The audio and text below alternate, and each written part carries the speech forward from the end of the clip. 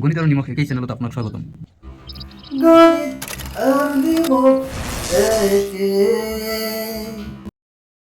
গণিত বিষয়ৰ অনুশীলনী আৰটো আৰম্ভ কৰিছোঁ।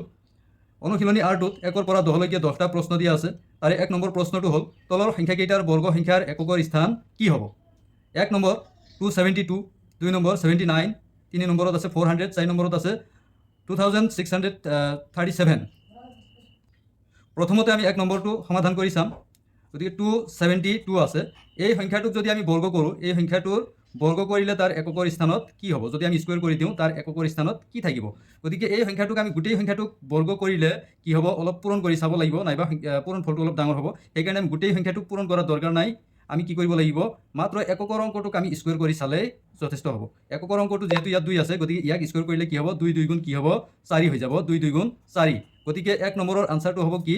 1 নম্বৰৰ আনচাৰটো হ'ব 4। 272ক স্কুৱেৰ কৰিলে তাৰ এককৰ স্থানত কি থাকিব? 4। ঠিক একেদৰে 2 নম্বৰটো যদি আমি চাওঁ, 2 নম্বৰত আছে 79। তো 79ক যদি আমি স্কুৱেৰ কৰি দিওঁ তেতিয়াহ'লে ইয়াৰ এককৰ অংকটো কি হ'ব? গতিকে আমি গোটেই সংখ্যাটোক স্কুৱেৰ কৰাৰ দৰকাৰ নাই। এককৰ অংক 9টো স্কুৱেৰ কৰিম কেৱল। গতিকে 9ক স্কুৱেৰ কৰিলে 9 9 গুণ 81। 9 9 গুণ 81। আমাক লাগে কি? যে এককৰ স্থান কি হ'ব? বৰ্গ সংখ্যাটোৰ এককৰ স্থান লাগে, আমাক দশকৰ স্থান নালাগে। সেইকাৰণে 2 নম্বৰৰ আনচাৰটো কি হ'ব? 2 নম্বৰৰ আনচাৰটো হ'ব 1। এককৰ অংকটো হ'ল 81, এককৰ অংক 1। ঠিক তেনেকৈ ইয়াত আছে 3 নম্বৰত আছে 400।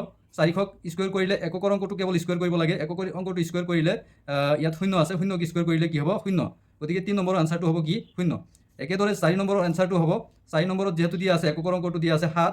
7ক স্কুৱেৰ কৰিলে 7 7 গুণ 49। 7 7 গুণ 49ত এককৰ অংকটো কিমান আছে? 9। গতিকে 4 নম্বৰৰ আনচাৰটো হ'ব কিমান? 9। এইবাৰ লৈ আহিছোঁ 2 নম্বৰ প্ৰশ্ন। 2 নম্বৰ প্ৰশ্নটো হ'ল তলৰ সংখ্যাকেইটা পূৰ্ণ বৰ্গ নোহোৱাৰ কাৰণ কি? তলত 1 2 3 4 4টা সংখ্যা দিয়া আছে। এই 4টা সংখ্যা কিয় পূৰ্ণ বৰ্গ সংখ্যা নহয়, তাৰ কাৰণ কি আমি উল্লেখ কৰিব লাগে।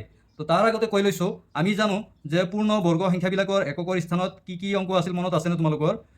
পূৰ্ণ বৰ্গ সংখ্যা এটাৰ এককৰ স্থানত থকা অংকবিলাক আছিল 1 4 5 6 9 আৰু একেবাৰে শেষত যদি 0 থাকে তেতিয়াহ'লে কেইটা কৰি 0 থাকিব লাগে? যুগ্ম সংখ্যক 0 থাকিব লাগে, যোৰা যোৰা 0 থাকিব লাগে। বেজোৰা বা অযুগ্ম সংখ্যক 0 থাকিলে কিন্তু বৰ্গ সংখ্যা হ'ব নোৱাৰে। গতিকে এইখিনিয়ে আমি এই ধাৰণাটো ব্যৱহাৰ কৰি আমি 2 নম্বৰৰ উত্তৰটো লিখিম। উত্তৰটো এনেকুৱা হ'ব যে 1 নম্বৰত 1057 এই সংখ্যাটোত কি হৈ আছে? এককৰ অংক 7 আছে।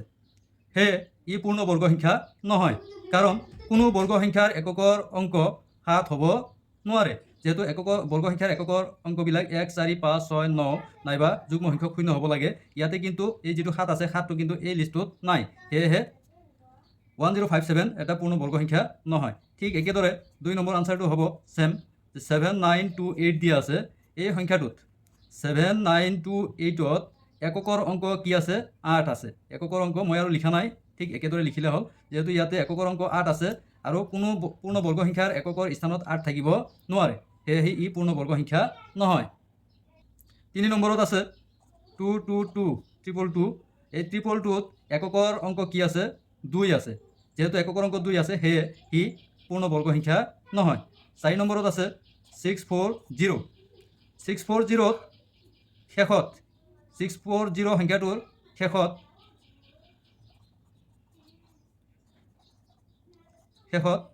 অযুগ্ম সংখ্যক 0 আছে। কি আছে? অযুগ্ম সংখ্যক 0 আছে। অৰ্থাৎ ইয়াতে যুগ্ম সংখ্যক 0 নাই। এই সংখ্যাটোৰ শেষৰ ফালে যুগ্ম সংখ্যক 0 নাই, সেয়েহে এই সংখ্যাটো কি নহয়? পূৰ্ণ বৰ্গ সংখ্যা নহয়। 3 নম্বৰ প্ৰশ্নটো হ'ল তলৰ সংখ্যাকেইটাৰ বৰ্গ কিমান হ'ব? বৰ্গ তাৰমানে স্কুৱেৰ কৰিলে কিমান হ'ব আমি তাক ওলাব লাগে। তো ইয়াত 4টা সংখ্যা দিয়া আছে। এই 4টা সংখ্যাৰ আমি স্কুৱেৰ ওলাব লাগে। তো স্কুৱেৰ উলিওৱাৰ একেবাৰে সহজ পদ্ধতি এটা আছে। আমি পূৰণ কৰিটো ওলাব পাৰিয়ে। আমি যদি ইচ্ছা কৰোঁ তেতিয়াহ'লে ইয়াতে 19ৰ বৰ্গ হ'ব 19 স্কুৱেৰ, তাৰমানে 19 × 19। 19 আৰু 19 পূৰণ কৰি দিব লাগিব। 19 19 1 হাত থাকিল 8, 9 গুণ 9 আৰু হাতৰ 8 কিমান হ'ব? 17। 8 10 থাকে একচুৱেলি। 9 গুণ 9 10 আৰু হাতৰ 8 10 কিমান হ'ব? 17 10। তাৰপিছত 1 10 0, 1 9 গুণ 9, 1 1 গুণ 1। এতিয়া যোগ কৰি দিলে কিমান হ'ব? 1 0 1। তাৰপিছত 7 10 9 10 16 10 16 10 6 10 হাতত থাকিল 100 100 100 200 100 300 কিমান হ'ব? 361। কিমান হ'ব 361। এই এনচাৰটোক আমি ডাইৰেক্ট শ্বৰ্ট ট্ৰিক্সত একেবাৰে শ্বৰ্ট ট্ৰিক্সত আমি পূৰণ নকৰাকৈ কেনেকৈ কৰিব পাৰি ইয়াত দেখাই দিছোঁ। তাৰ কাৰণে প্ৰথমতে পূৰণ কৰিব লাগিব, স্কুৱেৰ কৰিব লাগিব 9। প্ৰথমতে যদি আমি 9ক স্কুৱেৰ কৰি দিওঁ তেতিয়াহ'লে কি হ'ব 9 9 গুণ 81, 9 9 গুণ 81, হাতত থাকিল কিমান 8, 8টো ইয়াত মই লিখি দিলোঁ 8 10 এইটো। তাৰপিছত আমি যিটো কৰিব লাগিব সেইটো হ'ল এই 9 আৰু 1 পূৰণ কৰি কি কৰিব লাগিব 2 গুণ। 9 আৰু 1ক আমি পূৰণ কৰি এই দুটা অংকক পূৰণ কৰি আমি কি কৰিব লাগিব তাক 2 গুণ কৰিব লাগিব। তো পূৰণ কৰিলে 9 গুণ 9, 9 2 গুণ কিমান হ'ব 18। তাৰ মানে পূৰণটো এনেকৈ কৰিব পাৰি 9 আৰু এই দুটা সংখ্যা পূৰণ কৰি ওপৰৰ স্কুৱেৰৰ লগত পূৰণ কৰি দিলে হ'ল 9 গুণ 9 2 গুণ 18, 18 আৰু হাতৰ কিমান আছিল 8, 18 আৰু হাতৰ 8 কিমান হ'ব গৈ 26, 26ৰ কিমান হ'ব এইটো হ'ব 26, 26ৰ 6 হাতত থাকিব কিমান 2। এইবাৰ আমি কি কৰিব লাগিব, এইবাৰ 1ক স্কুৱেৰ কৰিব লাগিব। 1ক স্কুৱেৰ কৰিলে 1 1 গুণ 1 আৰু হাতৰ 2, এই হাতৰ 2টো মিলি কিমান হ'ব 3। গতিকে হ'লনে 361। গতিকে আমি এনেকৈ শ্বৰ্ট ট্ৰিক্সত আৰু বাকী কেইটা অংক আমি পূৰণ নকৰাকৈ কেনেকৈ কৰিব পাৰি চাবা। 2 নম্বৰ দিয়া আছে 37। তো 37ৰ এনচাৰটো কি হ'ব, প্ৰথমতে আমি কি কৰিব লাগিব 37ক হোল স্কুৱেৰ কৰিম, স্কুৱেৰ কৰিলে প্ৰথমতে আমি 7ক স্কুৱেৰ কৰিব লাগিব। প্ৰথমতে 7ক স্কুৱেৰ কৰিলে 7 7 গুণ 49 কি হ'ব 7 7 গুণ 49, 49ৰ 9 হাতত থাকিব কিমান এই 4। তাৰপিছত আমি কি কৰিব লাগে এই দুটা পূৰণ কৰি স্কুৱেৰৰ লগত পূৰণ। গতিকে 3 7 গুণ 21, 3 7 গুণ 21, 21 2 গুণ 21 দুটা হ'লে কিমান হ'ব 42, 21 2 গুণ 42। এই দুটা পূৰণ কৰি উঠি যদি আমি 2 গুণ কৰি দিয়া যায় তেতিয়াহ'লে আমি কি পাম 42। এই 42ৰ লগত এই হাতৰ 4টো যোগ হ'ব, যোগ কৰিলে কিমান হ'ব গৈ 46, 46, 46ৰ 6 হাতত থাকিল 4। এবাৰ 3 3 গুণ 3 3 গুণ 9 আৰু হাতৰ এই 4, 3ক স্কুৱেৰ কৰিলে কি হ'ব 3 3 গুণ 9 আৰু এই হাতৰ 4 যোগ কৰি দিলে কিমান হ'ব 13। এইটো হ'ব 1369। 37ক স্কুৱেৰ কৰিলে কিমান হ'ব 1369। 3 নম্বৰত আছে 53, 53 দিয়া আছে। গতিকে 53ক যদি আমি স্কুৱেৰ কৰোঁ একেবাৰে শ্বৰ্ট ট্ৰিক্সত এবাৰ স্কুৱেৰ কৰিম, এবাৰ ভাঙি পাতি নেদেখাওঁ, ডাইৰেক্ট কৰিম এনেকৈ 3 3 গুণ এককৰ অংকটো আগত স্কুৱেৰ কৰিম 3 3 গুণ 9, হাতত ইয়াতে হাতত নাই।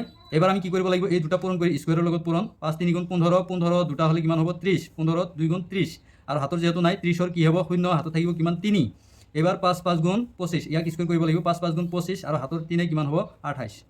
অৰ্থাৎ 53ক স্কুৱেৰ কৰিলে কিমান হ'ব 2809। ঠিক একেদৰে 4 নম্বৰত আছে 78, 78 আছে। ইয়াক যদি আমি স্কুৱেৰ কৰি দিওঁ তেতিয়াহ'লে কি হ'ব, একেদৰে আমি প্ৰথমতে এককৰ অংকটোক স্কুৱেৰ কৰিম। এককৰ অংকক স্কুৱেৰ কৰিলে কি হ'ব 8 8 গুণ 64, 4 হাতত থাকিব কিমান 6, 64 4 হাতত থাকিল 6। এবাৰ আমি কি কৰিব লাগিব এই দুটা পূৰণ কৰি স্কুৱেৰৰ লগত পূৰণ 7 8 গুণ 56, 56 আৰু 2 পূৰণ কৰিলে কি হ'ব 56 দুটা হ'লে 112, 112 আৰু 64 4 হাতত আছিল 6, 112 আৰু 6 কিমান হ'ব 118, 118ৰ কি হ'ব 8 হাতত থাকিব কিমান হাতত থাকিব 11। এবাৰ 7 7 গুণ 49, 49 আৰু যদি 11 যোগ কৰি দিয়া যায় তেতিয়াহ'লে কিমান হ'ব 60, কিমান হ'ব 60 মানে 60। গতিকে আনচাৰটো ওলাই পৰিল কিমান 6084।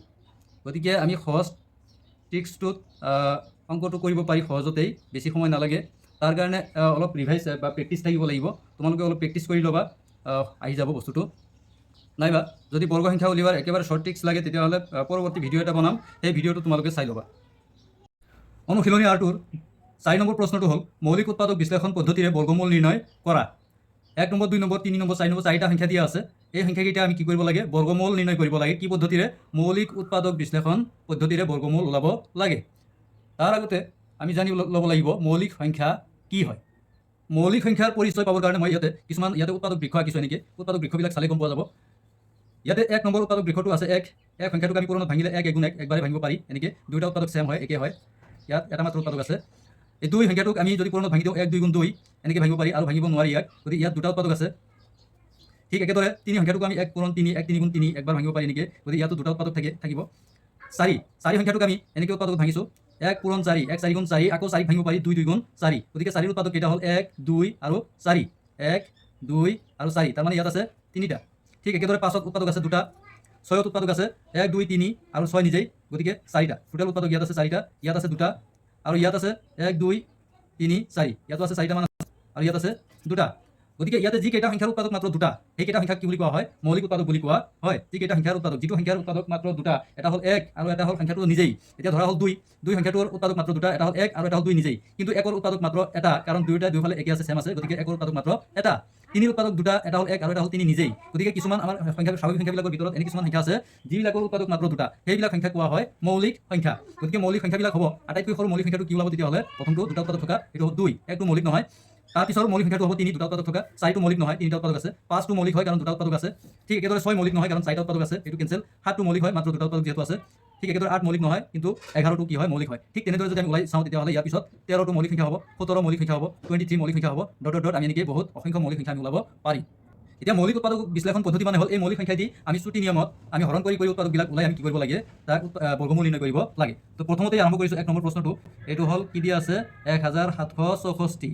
এই সংখ্যাটোক যদি আমি শ্ৰুতি হৰণৰ নিয়মত যদি আমি উৎপাদক বিশ্লেষণ কৰোঁ তেতিয়াহ'লে কি হ'ব? মৌলিক উৎপাদক বিশ্লেষণ পদ্ধতিৰে তেতিয়াহ'লে এইটো যিহেতু যুগ্ম সংখ্যা, এককৰ স্থানত কি আছে? যুগ্ম সংখ্যা 4 আছে। গতিকে গোটেই সংখ্যাটো 2 দি ভাগ যাব।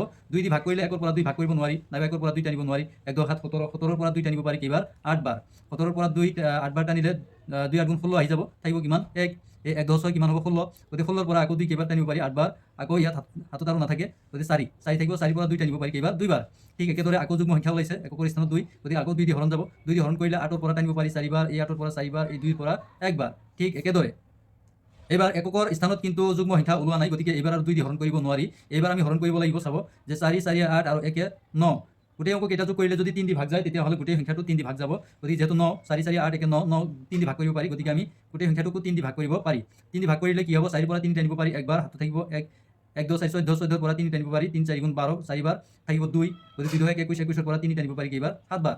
ঠিক একেদৰে যেহেতু এককৰ স্থানত অযুগ্ম সংখ্যা আছে, গতিকে এইবাৰো আমি 3 দি ট্ৰাই কৰিম। 3 দি ট্ৰাই কৰাৰ সংখ্যাটো হৰণ কৰাৰ নিয়মটো হ'ল এইকেইটা আমি যোগ কৰি চাব লাগিব। 7 4 11 1 12, 12 যেহেতু 3 দি হৰণ যায়, গতিকে গোটেই সংখ্যাটোকো আমি 3 দি হৰণ কৰিব পাৰি। গতিকে 14ৰ পৰা 3 টানিব পাৰি 4 বাৰ, 12 আহি যাব। গতিকে 3 4 গুণ 12, থাকিব 2 2 27, 27ৰ পৰা আমি 3 টানিব পাৰি কেইবাৰ? 9 বাৰ। এইটো হ'ল 49, 49ক আমি 7 দি হৰণ কৰিব পাৰি কেইবাৰ? 7 বাৰ। তেতিয়াহ'লে ইয়াতে আমি মোৰ যোৱা ক্লাছত আমি দেখাইছিলোঁ, ইয়াক আমি লিখিব পাৰি এনেকৈ 1764। এই সংখ্যাটোৰ আমি উৎপাদকবিলাক এনেকৈ লিখিব পাৰি। 2 আছে দুটা, গতিকে 2 স্কোৱাৰ, 3 আছে দুটা, 3 স্কোৱাৰ, আৰু 7 আছে দুটা, কি হ'ব? 7 স্কোৱাৰ। গতিকে ইয়াতে বৰ্গমূল হ'ব, এতেকে আমি বৰ্গমূল যদি লিখোঁ 1764, ৰুট অভাৰ দিলে কি বুজায়? ইয়াৰ আমি ধনাত্মক বৰ্গমূল ল'ম, কাৰণ কোনো এটা বৰ্গ সংখ্যাৰ সদায় দুটা বৰ্গমূল থাকে, এটা ধনাত্মক আৰু এটা ঋণাত্মক। গতিকে আমি ৰুট অভাৰ দিছোঁ মানে ধনাত্মক বৰ্গমূলটো ইয়াৰ আমি ওলাম। ধনাত্মক বৰ্গমূলটো হ'ব এই স্কোৱাৰ কেইটা বাদ দি বাকী ভূমি কেইটা যদি যোগ কৰি দিয়া যায়, তলৰ এইখিনিক ভূমি বুলি কোৱা হয়। 2 × 3 × 7 যোগ কৰি দিলে কিমান হ'ব? 2 3 গুণ 6, 6 7 গুণ কিমান হ'ব? 42। গতিকে এই 1764 এই সংখ্যাটোৰ ধনাত্মক বৰ্গমূলটো হ'ল 42। ঠিক একেদৰে 2 নম্বৰ প্ৰশ্নটো এনেকৈ উৎপাদক বিশ্লেষণ কৰিব পাৰি। 9216 এই সংখ্যাটোক আমি 2 দি হৰণ কৰি একেবাৰে লাষ্ট পৰ্যায়ত 9 পাম। 9ক আমি 3 দি হৰণ কৰিলে কি ওলাব? 3 ওলাব। গতিকে আমি 9216ক আমি উৎপাদক হিচাপে লিখিব পাৰি যে এযোৰ 2, দুযোৰ, 3 যোৰ, 4 যোৰ, 5 যোৰ। 5 যোৰ 2 আছে, গতিকে 2 square 2 square 2 square 2 square 2 square 5 বাৰ লিখা হৈছে। আৰু এযোৰ 3 আছে, গতিকে 3 স্কোৱাৰ লিখা হৈছে। গতিকে বৰ্গমূল 9216ৰ ধনাত্মক বৰ্গমূল হ'ব যে ভূমিবিলাক পূৰণ কৰিব লাগে। স্কোৱাৰবিলাক বাদ দি, ওপৰৰ স্কোৱাৰবিলাক বাদ দি ভূমিবিলাক পূৰণ কৰিলে 5টা 2 আহিব, আৰু এটা কি আহিব? 3 আহিব। গতিকে পূৰণ কৰি দিলে 2 2 গুণ 4 2 গুণ 8 2 গুণ 16 2 গুণ 32, 3 গুণ কিমান হ'ব? 96। গতিকে 9216ৰ বৰ্গমূল হ'ল 96। গতিকে বাকী দুটা প্ৰশ্ন তোমালোকৰ কাৰণে হোমৱৰ্ক থাকিল। একে পদ্ধতিতে ওলাই চাবা যে বৰ্গমূল কিমান ওলায়, নিজে কৰি চাবা।